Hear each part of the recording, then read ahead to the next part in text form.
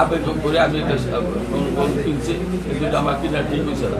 আর সাথে তো যাকে দিচ্ছে আপনারাও ছিলেন মনোজ চৌধুরী সাহেব, ওনারকে আমি কাজ করে যেতেছিলাম, কিছু আমি দেখছি ওনার বিপক্ষে এসি সাহেব বারবারে বলতেছে আজকে নমসিদ নিয়ে যেতেছে, মানুষের বিভ্রান্তি করতেছে।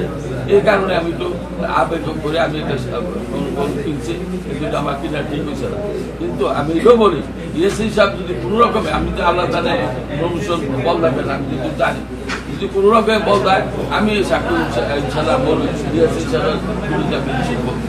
কিন্তু আমি আজকে সারা রাত দিয়ে চিন্তা করছি যে আমার এমনও কিনা ভুল হয়েছে, কারণ আমি তো মনিবের লোক, মনিবের আমি কই দাঁড়া করেছি। এই জন্য এই কথাটা বলার জন্য আমরা বলছি এটা আমার সরি, আমি কিনা আমার ঠিক হয়েছে না। কিন্তু ভাই আমার ওই বললাম না ইয়াসির ভাই কার্যক্রম আমার ভাই ভালো লাগে না, কারণ আমি দলকে ভালোবাসি, দলকে উনি দিন আমি তো এখনো বসে আসেন বসে, আমার কি দোষ?